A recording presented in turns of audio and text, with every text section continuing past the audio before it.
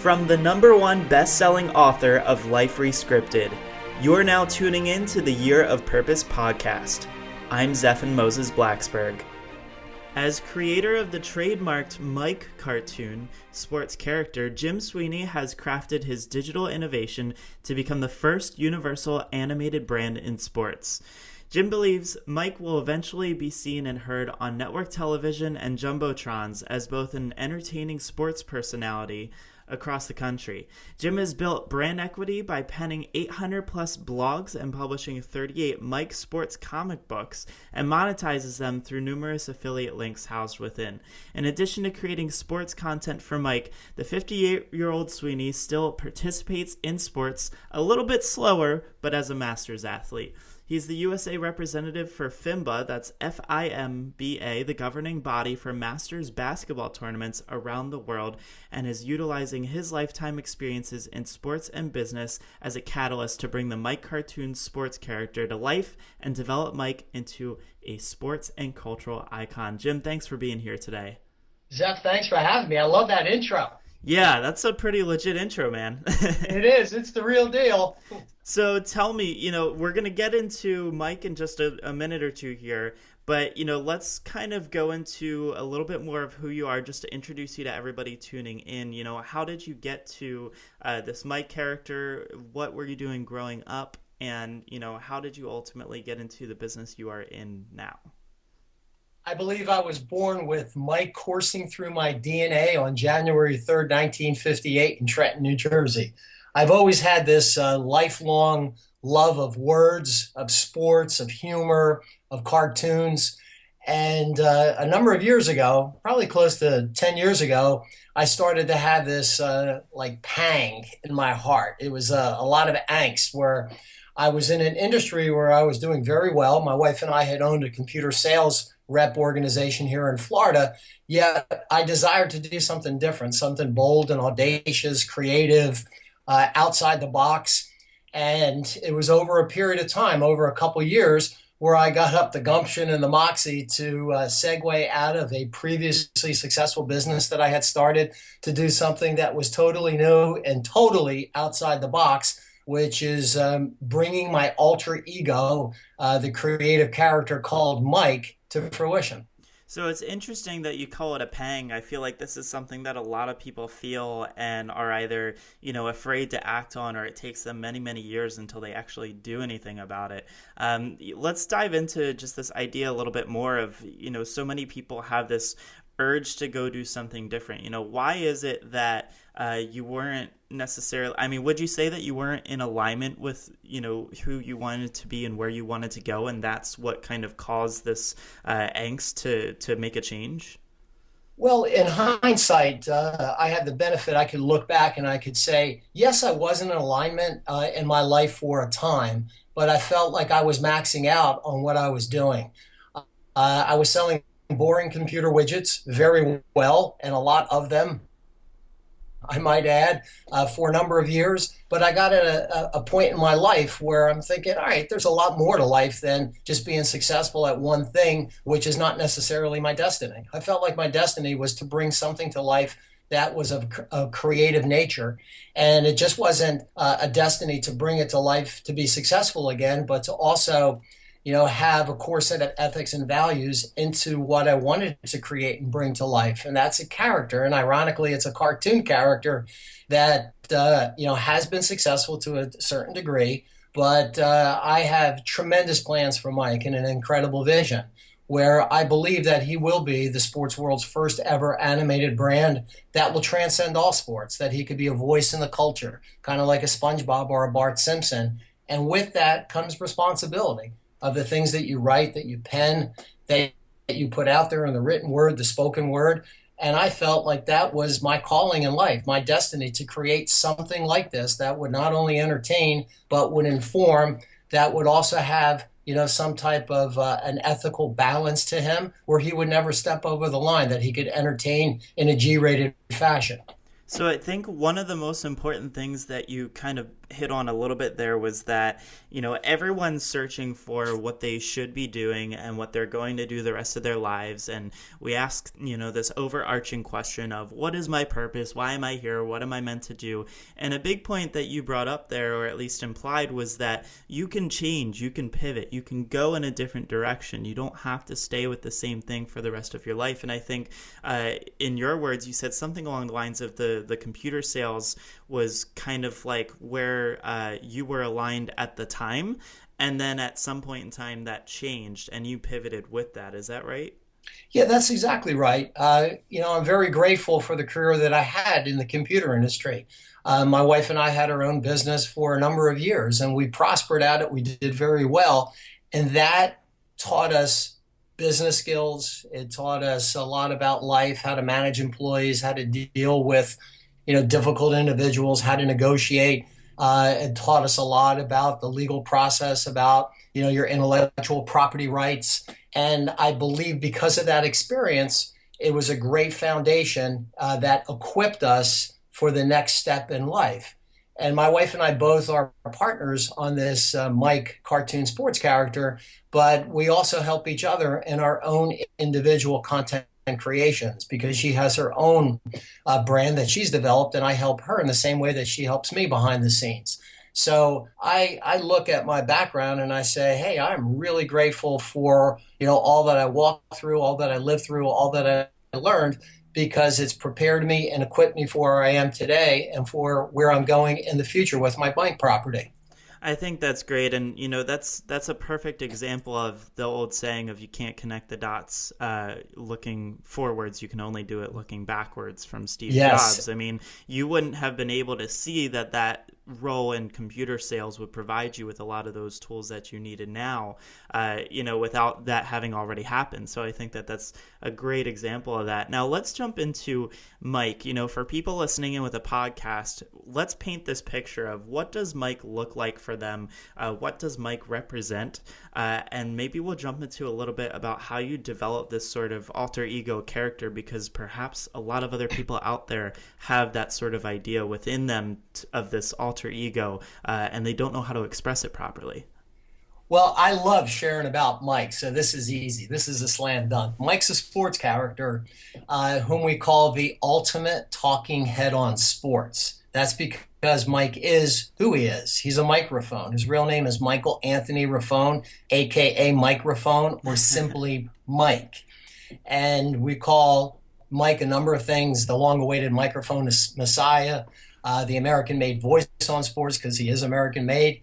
And we obviously his number one tagline is the ultimate talking head on sports. And sportscasters, sports writers, they're known as talking heads.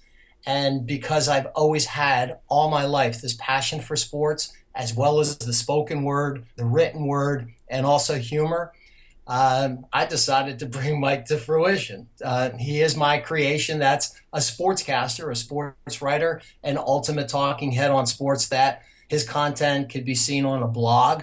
And I pen a blog 3 or 4 times a week. I've penned almost 850 by now. I've published 38 Mike Sports comic books.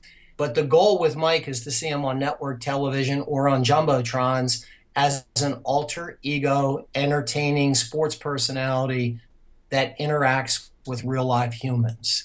I believe I've created the SpongeBob or the Bart Simpson of sports. And I challenge anybody out there to name another animated sports character that has transcended all sports. There isn't one. Yeah, no, I think you're absolutely right. And I mean, if you look at sportscasters, I follow football. I don't follow a ton of different sports, but I follow football, a little bit of baseball and things like that. And I mean, these are just as much a personality and a character, these talking heads that you talk about. They're just as much a character as anyone. Everyone has heard of Al Roker on Good Morning America, right? Everyone has heard Yes. of these characters, and I think it's great that you were able to put this into kind of like this personality that can transcend time, because at the end of the day, humans have a finite life, but characters can live quite a much longer lifetime. So I think that that's an interesting way to go about it. Now, how did you design or like give Mike a personality? Like, where does that come from? Is it you? Is it completely different from you? I know that, you had mentioned before we started recording, you are a personality where you actually work on a separate floor from your wife. Otherwise, you guys aren't productive. So I'm just curious to hear, like, is Mike the opposite of that? Is Mike exactly the same? Where does Mike come from? Mike is 100% all me, all my personality, all my wit, all my charm. At least I think I have charm. All my unbridled angst gushes forward through the voice and the character of Mike. I envisioned him, many, many years ago. However, I'm not an artist. I had difficulty in sketching, stick characters. So we paid a Addy Award winner and Emmy Award winning artist and illustrator to bring Mike to life for us, and he did a wonderful job. And it was a process. It wasn't like right out of the gate where we designed Mike.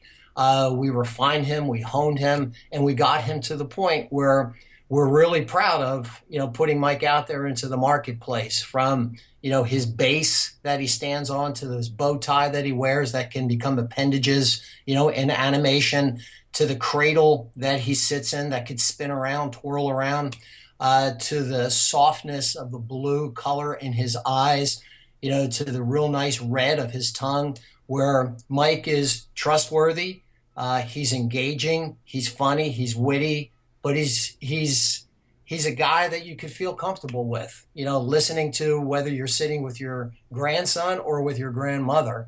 It's Mike evokes trustworthiness. That's awesome. And so part of this has been that you've built brand equity over a period of time. One of the things mentioned in your bio is that you've done like 800 plus blogs, 38 comic books. How many years have you been working at this and building this up?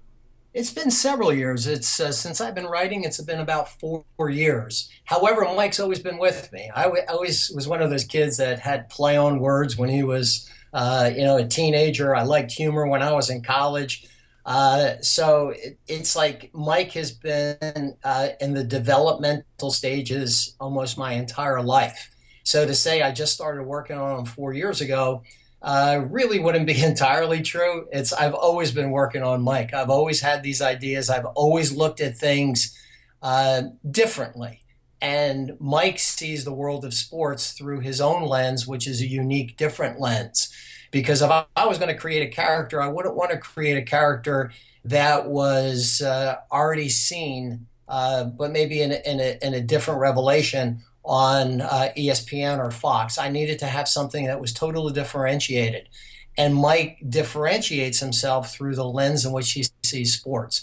He won't necessarily report on last night's game or today's standings or, tomorrow's big game. He reports on the little stories behind the stories. He picks up the nuances. He looks at things that are right at the tip of your nose that maybe you've seen, but you haven't articulated. And all of his stuff is a little bit surprising and sometimes very different. For example, like my number one selling book. People always say, what's your number one selling book? And I say it's Mike's Spiritual Sports Favorites. As soon as I say that, there's always silence. And people are thinking, wonder what he means. Yeah, like what does that mean? Meaning it's Mike's take on the top 10 spiritual references in sports, like Amen Corner in golf, the Hail Mary pass in football, the Immaculate Reception in football, the Minister of Defense, Pigeon Heaven. Those type of things that are spiritual sports references, but Mike incorporates them into his books. He tells a little bit of the history. He has some witty remarks that he makes about those things. And in every one of his books and every chapter, when he focuses on something, he has a sports comic that's directly related to it. So if you were to look at Spiritual Sports Favorites available on Amazon, you'll see some really clever illustrations done by a gentleman by the name of Alex Salzberg out of Massachusetts, who's worked with us for a number of years, who brings to life the Immaculate Reception pass, the Hail Mary pass, Doug Flutie, Tim Tebow, all these things that are spiritual references of sports, but Mike puts a funny, inventive, witty twist on them.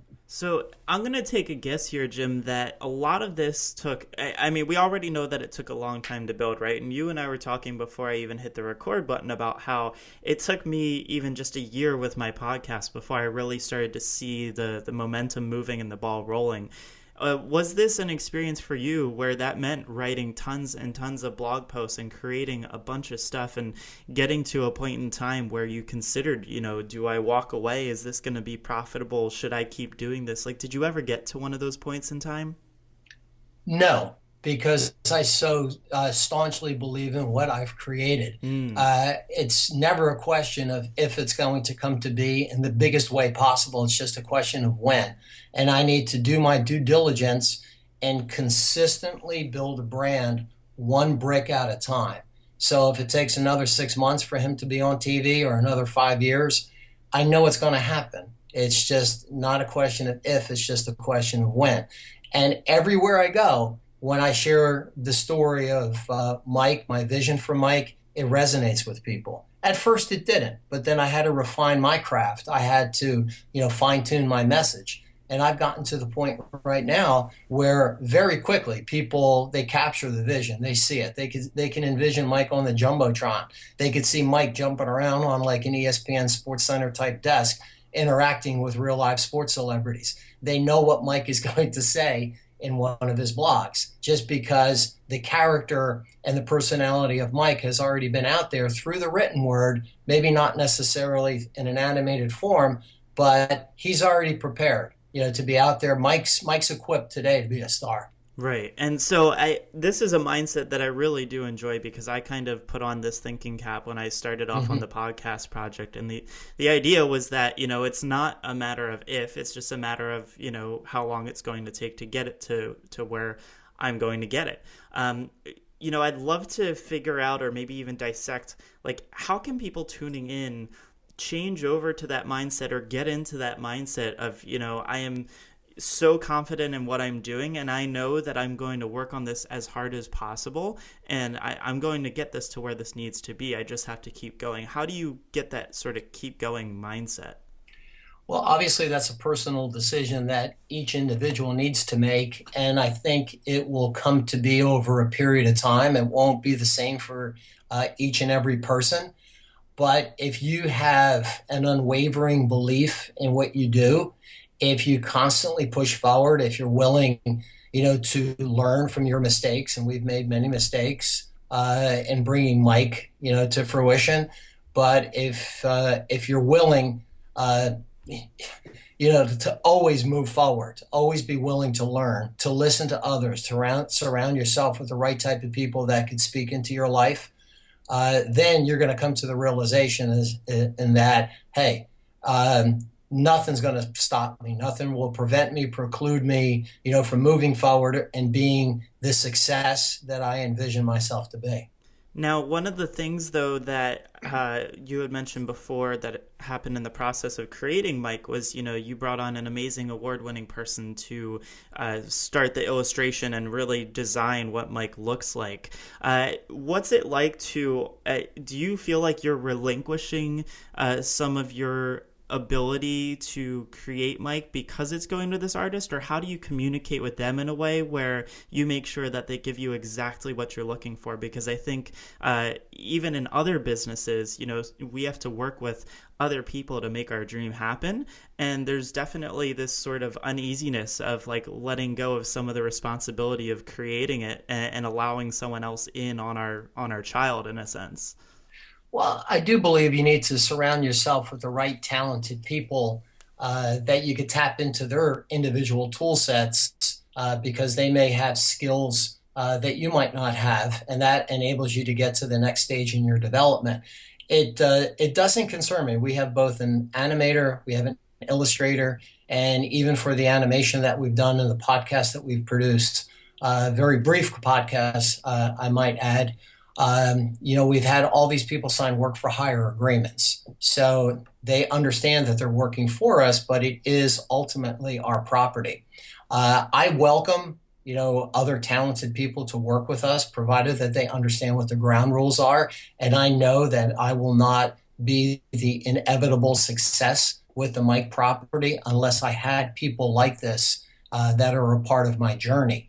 However, I could conceptualize a lot of things artistically. I just can't bring them to life on my own. And I need people like this. And fortunately, with the relationships we've had the understanding that this is how I conceptualize it. This is the draft I received. These are the comments to the draft. This is the first final. These are my comments to your first final. And then this is the polish and the final image that you provide. So, fortunately, we have a good system set up that especially our illustrator has embraced, and he is absolutely beyond wonderful to work with. That's amazing. I mean, you can't get any better than having someone that you enjoy working with, especially when it's something that, means so much to you, and in making sure that it's successful.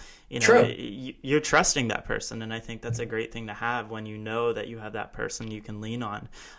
What do you envision for the future of Mike? I mean, we talked a little bit about where you want to see him on the Jumbotrons and all this stuff. Like, where do you see that happening? Is this 5 years out? Is this 1 month out? Is this 10 years?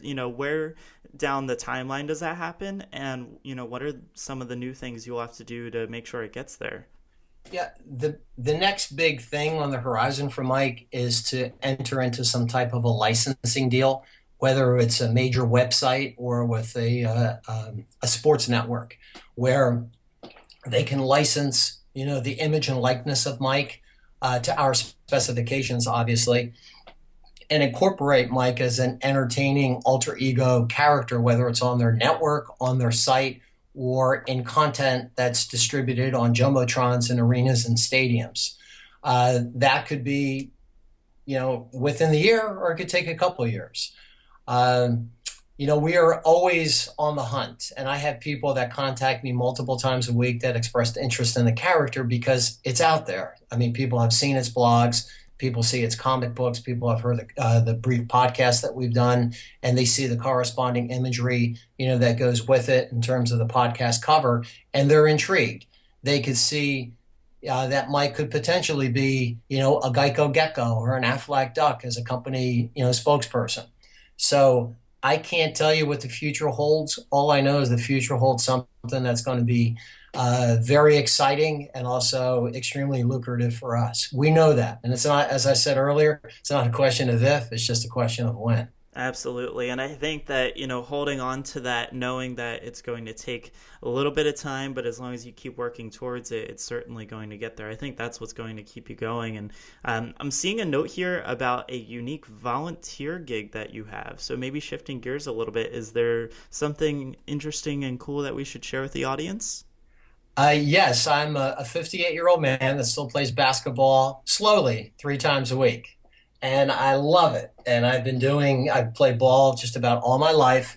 And about 15 years ago, I got started on the senior, I like to call it the Masters basketball circuit. And over a period of time, after playing in several international tournaments representing the United States 50 plus, that's age 50-year-old team, I was appointed the head of the United States for FIMBA, which is an international organization based in Argentina. FIMBA is an acronym for Federation International Masters Basketball Association. And my gig is to help recruit teams for FIMBA's international tournaments, and they have several of them a year. And I'm going to Costa Rica next month to play in the FIMBA Pan American Games. I'll go to Italy summer of 2017 to represent the United States 55-plus team in the 14th biannual FIMBA World Championship. And one of the other things I do for FIMBA is I'm serving as an individual that gets them press here in the United States to help them extend their brand, as well as find potential sponsors to invest in the very affluent, loyal, health-conscious demographic that FIMBA has. And FIMBA has a presence in 89 different countries around the world. So I'm like they call me the old man's basketball czar here in the United States, which is kind of funny, but hey, I'm still grateful I'm out there competing, and it's a part of, my circle of friends. So as far as I'm concerned, I got the greatest volunteer gig in the world. I'm a huge fan of calling that bracket the Masters because I'm actually a rower and I compete here in Baltimore in my hometown as well as Oh, neat. traveling to a couple places nearby. And, the funny thing is after you hit 26, they actually consider you in the Masters category for rowing. So Wow. I'm technically Wow. an old man too in my sport. And they've basically considered me far gone from, the Olympic years. But I think that that's an awesome thing to have that as kind of like your side passion that you can always go back to when you're done True. with work, when you're done with family. You've still got something else you can head out and do and really enjoy. People don't recognize just how big the FIMBA organization is we had our 13th biannual World Championship. Coincidentally, it was held in Orlando last summer, August of 2015. And it was held at the ESPN Wild World of Sports Complex. We had 215 teams from 36 countries. Wow. So it's pretty significant. And the finals in many categories were actually broadcast on ESPN. Now, some people said it was like watching icebergs move, and others said it was great to see Grandpop run up and down the court. So you have to know what you're getting involved in when you tune in. Yeah, totally. Well, Jim, this has been an awesome conversation. I'm looking forward to seeing where Mike goes. And, for people tuning in, I'd love to share with them where they can find. I know you've got a ton of blog posts. I know you've got quite a few books out there as well. Where can people check that out and learn more about what's going on in the world of Mike? Well, thank you for asking. Very simple, themike.com. That's TheeMike.com, themike.com.